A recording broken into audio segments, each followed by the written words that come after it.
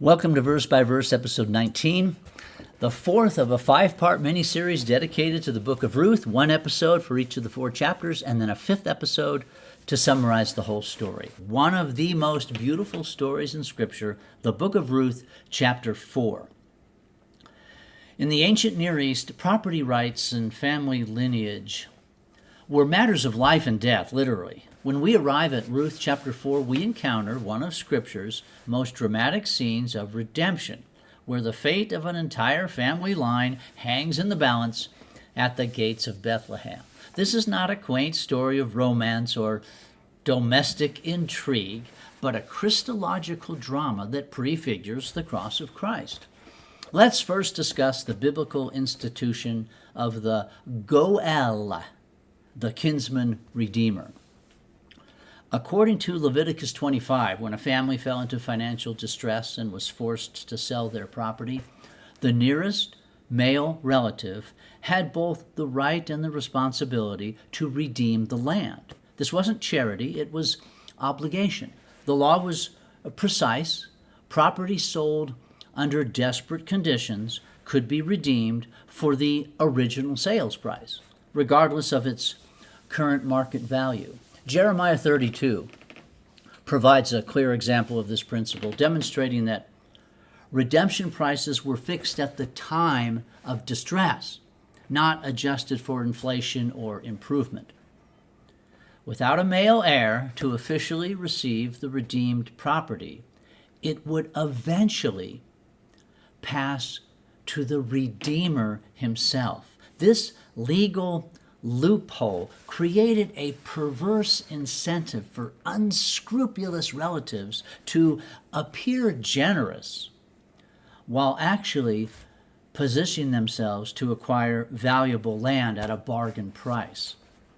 The players in this drama: Naomi, the desperate widow whose family name teeters on the edge of extinction. Her husband Elimelech and both sons have died in Moab, leaving her with nothing but a Moabite daughter-in-law and a lost piece of property that represents her family's entire legacy. The unnamed Kinsman Redeemer, Mr. So-and-so, the closest blood relative who has legal priority as Redeemer, he appears ready to redeem the property, knowing full well that without male heirs, it will eventually become his own acquisition. He represents the letter of the law without its spirit. Boaz, the man who will ultimately embody both the Kinsman Redeemer, the true heart of redemption, and the source of new life, implanted in a most unexpected womb. He's a blood relative with both the means and the willingness to play both roles. Ruth, the Moabite widow, whose presence in this story represents one of Scripture's most radical inclusions of the outsider into God's people and his plan of salvation. The setting is the city gate of Bethlehem. These gates were far more than entry points. They were the seat of legal authority, where contracts were sealed and justice was administered. According to custom, 10 elders were required to witness any property transaction, making it legally binding and publicly accountable. As word spreads through Bethlehem about the impending business meeting on this very first day of the new harvesting season, the townspeople gather. They know what's really happening here: the death of Naomi's family name. They're witnessing what appears to be legalized theft dressed up as benevolence. But as disgusted as they are, they still show up to watch the proceedings. Mr. So-and-so's hypocrisy is going to permanently kill Elimelech and his family inheritance. The atmosphere is charged with disgust and anticipation. This isn't just a property transaction, it's a funeral. Boaz believes that he has, down to the minutest detail, recreated in his mind Naomi's plan. And what a sneaky, brilliant plan conceived by the eventual great grandmother of King Solomon. The wise king would be very proud. Transformed this scene of death into resurrection. In front of the 10 official witnesses and the gathering crowd, he does something absolutely revolutionary. Picture the 2 chairs face to face with Boaz and Mr. So-and-so seated, surrounded closely by 10 seated elders, and then a gathering crowd, perhaps hundreds of townspeople of Bethlehem. First, he gets Mr. So-and-so to publicly agree, right here and now, to redeem the property for Naomi. And of course, for Naomi should have quotes around it.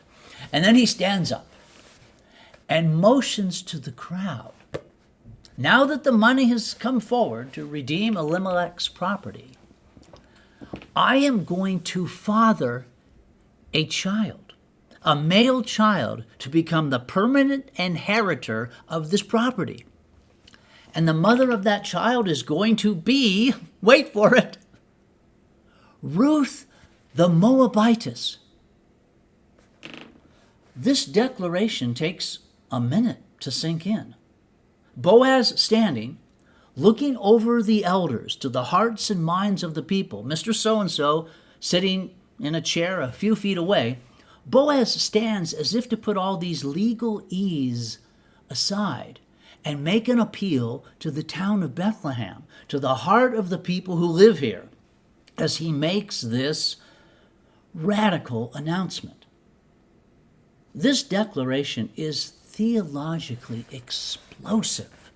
According to Jewish law, a Moabite could not enter the congregation of Israel. Yet Boaz announces his intentions to father a child through Ruth, a child who would carry forward the family name of Elimelech. Being cast out, as her entire country was, the Moabites were not to enter the assembly until the 10th generation, meaning ever. What is this backdoor breaking of the law of Moses? If some sinner is cast out of the city to pay for his sins by hanging on a tree outside of God's community, that person cannot be part of God's plan. He or she represents the opposite of what pleases God. Do you see the obvious Christology? Christ was hung on a tree outside of the city. The crowd processes what they've just heard. This prominent businessman is declaring that he will invest his genetic legacy and his own reputation to redeem Elimelech, Naomi, Ruth, the whole town in a way. What are they going to think? This is the crucial piece. The unnamed kinsman finds himself in an impossible position. He came to the gates as a hypocrite, ready to appear generous while actually enriching himself. But now Boaz has changed the terms entirely. If he could speak his mind freely, he would say, I'm not going to spend any money to redeem property that will end up in the hands of a tainted bloodline. Instead of eventually owning the land himself, he would be funding the inheritance of a child born to a Moabite woman. His true motives are exposed. He cannot say publicly what he's thinking. I wanted that land for myself and my sons. I'm not going to spend my hard-earned cash to benefit some illegitimate son who traces his roots to the scandalous Moabites. Such honesty would reveal the bankruptcy of his supposed benevolence. Faced with having been outmaneuvered, he backs down. In the ancient custom, he removes his sandal and hands over his right of redemption to Boaz, officially transferring his position as nearest kinsman. And now, Naomi's plan has been publicly transacted. Brilliant! She knows men and how this whole thing was going to go down. The Christology is so evident that part of me is ashamed to say it. Boaz combines two roles that were typically separate: kinsman redeemer and leaver. He will both redeem the property and raise up a child in the name of the dead through Ruth. In doing so, he connects the redemption of land to the creation of a new life. And he does this through an outsider, a Moabite. Is the crowd following? This is where the Christology becomes unmistakable. Christ in his incarnation becomes our nearest kinsman, bone of our bone, flesh of our flesh. Like Boaz, he has both the means and the willingness to pay the redemption price and the creative insanity. His redemption extends beyond property to the resurrection of the dead. Dead family lines, like the one we belong to. The resurrection of spiritually dead humanity. The crowd does not disappoint. Of course they are following. They knew what was happening as they gathered this morning, the death of Naomi. Instead, they arrive at the scene of a most unexpected resurrection. Something like this is going to happen many years later. On Easter morning, the crowd cheers wildly. What begins as a scene of death, the final chapter of Naomi's family, becomes a celebration of resurrection. The tears of anticipated grief become tears of joy. The funeral becomes a wedding announcement. The parallel to Resurrection Sunday is unmistakable.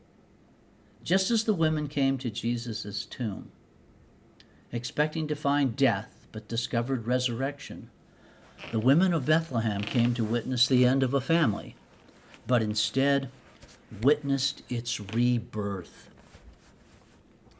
Ruth Chapter 4 gives us a perfect picture of gospel redemption. Our kinsman redeemer must be related by blood. Christ took on human flesh, becoming our brother. Able to pay the price, only God could satisfy the demands of divine justice. Willing to sacrifice, love, not law, motivated the transaction. Just as Boaz redeemed through a Moabite outsider, Christ's redemption is the event of God's ultimate inside man, Jesus, being the one shamefully cast out. The child born to Ruth and Boaz would be named Obed, who would father Jesse, who would father David, placing a Moabite woman directly in the messianic line. As James chapter 2 verse 13 declares, mercy triumphs over judgment. At the gates of Bethlehem, we see this principle enacted in living color. The law provided for redemption, but it was love that made redemption reality. The unnamed kinsman represented the letter of the law, technically correct, but spiritually bankrupt. Boaz represented the heart of the law, costly, sacrificial, ridiculous, and ultimately redemptive. The drama at Bethlehem's gates reminds us that our redemption was not a mere legal transaction, but a love story written in blood and sealed with resurrection. Like Naomi, we were without hope, our family name destined for extinction, but our kinsman redeemer stepped forward, willing to pay the price, willing to unite himself with outsiders and outcasts, willing to give his own life that we might live. No Moabite shall enter until the 10th generation. The genealogy at the end of the book of Ruth contains 10 names, 10 generations, ending with King David. We are all, because of Christ, back in the kingdom. Death was swallowed up in victory, despair replaced by joy. It's crazy, convoluted, illegal, impossible, unexpected, and a whole lot more. It's the story of an eternally crucified God humanity named Jesus of Nazareth. The summary and conclusion next time. May the Lord bless you and keep you.